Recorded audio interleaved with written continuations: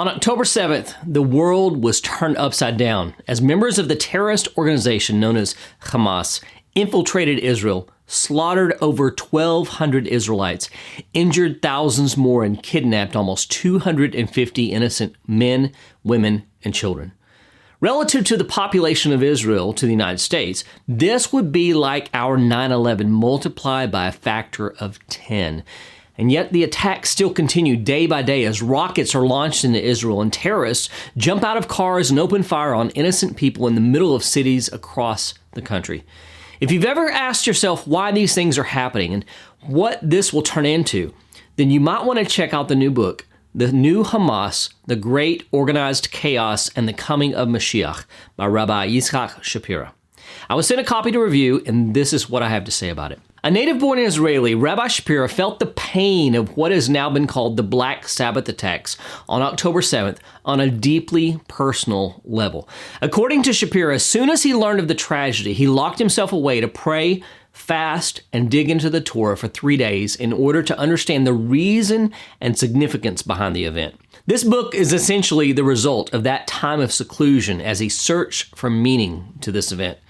What he determined is that this war is more than simply a physical battle between Israel and Hamas, but an ancient spiritual war that has been waging throughout the ages. It's a war Israel is waging against Amalek, the quintessential enemy of Israel made manifest through hate.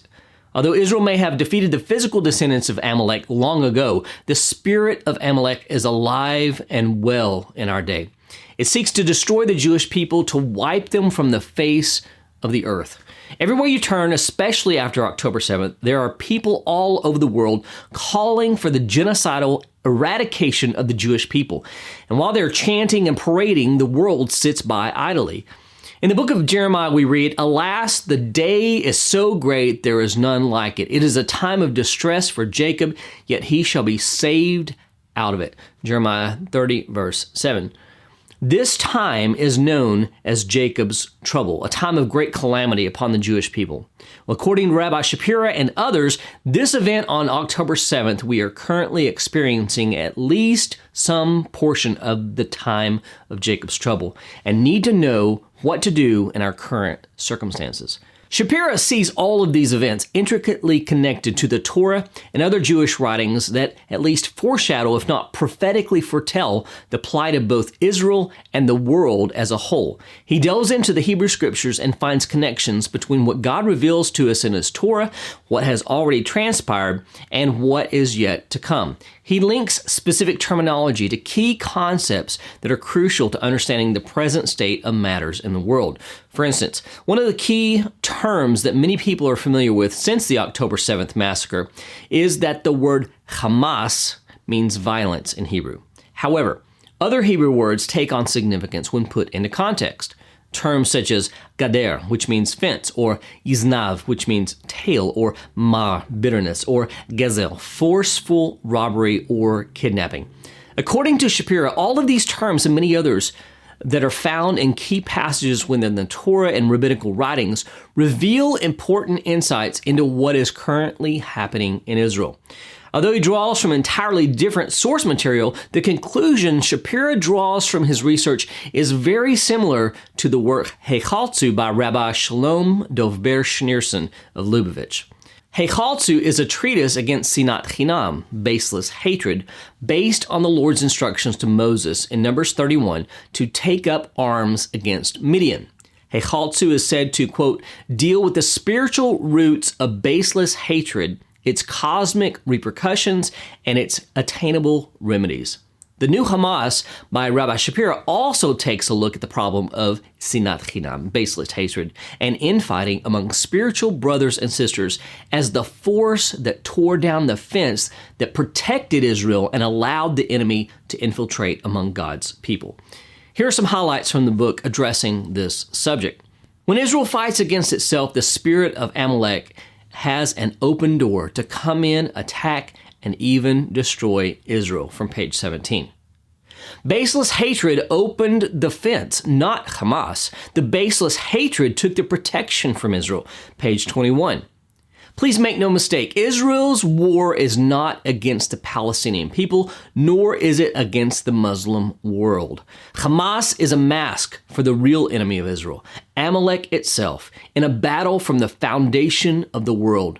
The nature of the war of the spirit of Amalek against the Jewish people is not a regular battle, but rather a battle that comes to destroy the spirit of Israel or to destroy them from within by dividing them among themselves. This is pages 26 and 27.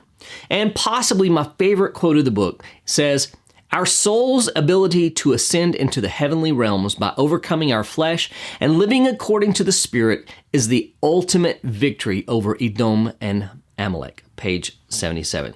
Well, this book not only offers insights into the spiritual battle that is taking place right now, but offers the hope that these events are merely the labor pains before the return of our Master Yeshua. These terrible events are not the end, but they should cause all of God's people to cry out in prayer and repentance in order to set the stage for our King's return. Overall, I think this book offers a spiritual perspective into what is going on amid the terrible tragedies that happened beginning on October 7th and continue to this day. My only criticism is one that might frustrate a lot of readers. Rabbi Shapira writes in true rabbinic style in that when he quotes a passage from rabbinic sources, he never cites his source, but expects the reader to be familiar with the reference. Unfortunately, most of those who are either currently reading this book or will be reading it in the future will never have been to yeshiva and aren't intimately acquainted with the sources that he's quoting and have no way to verify what is being quoted. So, my recommendation is that he would eventually publish an update with these references included in the text. It would be extremely helpful and help others to continue the course of study that he has helped us to embark on. So, if you want to pick up your own copy of Rabbi Shapira's book, The New Hamas, The Great Organized Chaos and the Coming of Mashiach, you have two options right now. You can purchase the Kindle version from Amazon using the link below, or a print version from Rabbi Shapira's website in the link below as well.